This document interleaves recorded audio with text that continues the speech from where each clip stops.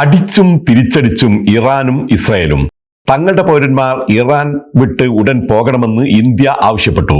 Israel ആക്രമണം മധ്യേഷ്യയുടെ മുഖച്ഛായ മാറ്റുമെന്ന് ഇസ്രായേൽ പ്രധാനമന്ത്രി ബെഞ്ചമിൻ നെതന്യാഹു. തുടർച്ചയായ 5-ാം ദിവസവും ഇരു രാജ്യങ്ങളും തമ്മിൽ കനത്ത ആക്രമണങ്ങൾ തുടരുകയാണ്. ഇറാന്റെ ഉന്നത സൈനിക കമാൻഡറായ അലി ഷദ്ദാനി ആക്രമണത്തിൽ കൊല്ലപ്പെട്ടു. കുറഞ്ഞത് 224 പേർ ഇതിനോടകം കൊല്ലപ്പെട്ടതായി ഇറാൻ സ്ഥിരീകരിച്ചിട്ടുണ്ട്. 17 രാജ്യങ്ങളിൽ നിന്നുള്ള 600-ലധികം പൗരന്മാർ ഇറാനിൽ നിന്ന് അസർബൈജാൻ വഴി രക്ഷപ്പെട്ടതായാണ് അറിവ്. മധ്യേഷ്യൻ സംഘർഷത്തിൽ ഡൊണാൾഡ് ട്രംപ് എണ്ണ ഒഴുക്കിയാണെന്ന് ചൈന ആരോപിച്ചു. അതേസമയം Britain, Canada, France, Germany, Italy, Japan, America എന്നീ രാജ്യങ്ങൾ ഉൾപ്പെടുന്ന G7 കൂട്ടായ്മ ഇസ്രയേലിന് സ്വയം പ്രതിരോധിക്കാനുള്ള അവകാശം ഉണ്ടെന്ന് വ്യക്തമാക്കി. മധ്യേഷ്യൻ സംഘർഷത്തിൽ ലോകരാജ്യങ്ങൾ രണ്ടു പക്ഷത്ത് നിൽക്കുന്ന ചിത്രമാണ് ഇത് വ്യക്തമാക്കുന്നത്. ഇറാന്റെ സുപ്രധാന വ്യോമത്താവളം സ്ഥിതി ചെയ്യുന്ന തബ്രിസിൽ 2 തവണ ബോംബാക്രമണം ഉണ്ടായി. ഇതോടെ ഇറാനിൽ നിന്നും പലരും പലായനം ചെയ്യുന്നതായാണ് വിവരം.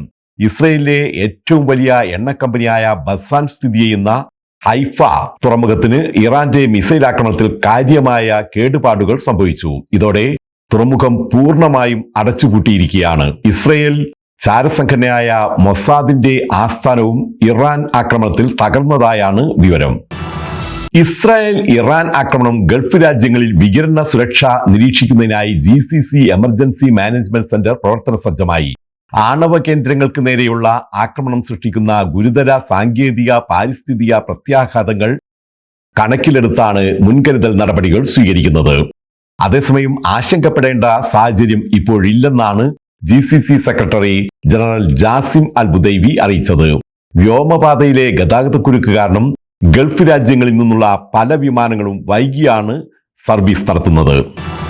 ഒമാൻ ഉൾക്കടലിൽ എണ്ണക്കപ്പലുകൾ കൂട്ടിയിടിച്ച് തീപിടിച്ചു. അമേരിക്കൻ എണ്ണക്കപ്പലായ ഫ്രണ്ട് ഈഗിളാണ് നിയന്ത്രണം നഷ്ടപ്പെട്ട് മറ്റൊരു കപ്പലുമായി കൂട്ടിയിടിച്ചത്. UAE കോർഫക്കാൻ തുറമുഖത്ത് നിന്ന് 24 നോട്ടിക്കൽ മൈൽ അകലെ ഇന്ന് പുലർച്ചെയാണ് അപകടം ഉണ്ടായത്.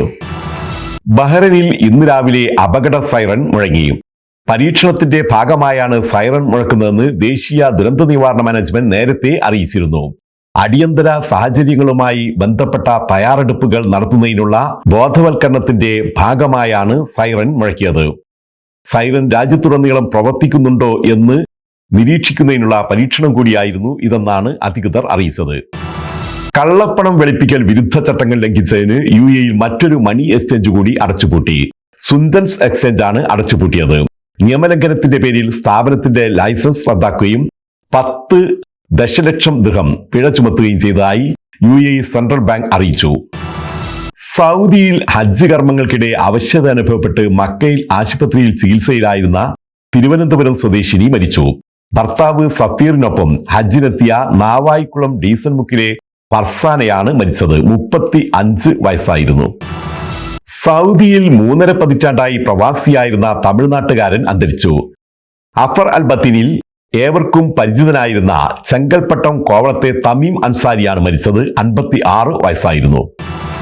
UAE പ്രമുഖ ജ്വല്ലറി ഗ്രൂപ്പായ തജ്വി ഗോൾഡൻ ഡയമണ്ട്സിന്റെ 2 ബ്രാഞ്ചുകൾ കൂടി വരുന്ന വെള്ളിയാഴ്ച പ്രവർത്തനം ആരംഭിക്കും. ദുബായ് ഗോൾഡൻ ബിൽഡിംഗിലും അൽ മുത്തീനയിലുമാണ് ഷോറൂമുകൾ ആരംഭിക്കുന്നത്. വെള്ളിയാഴ്ച വൈകുന്നേരം 6 മണിക്ക് അൽ മുത്തീന ബ്രാഞ്ചിൽ നടക്കുന്ന ഉദ്ഘാടന പരിപാടിയിൽ മുസ്ലിം ലീഗ് നേതാവും സാമൂഹിക കാരുണ്യ പ്രവർത്തകനുമായ സയ്യിദ് മുനവർ അലി ശിഹാബ് തങ്ങൾ മുഖ്യാതിഥി ആയിരിക്കും.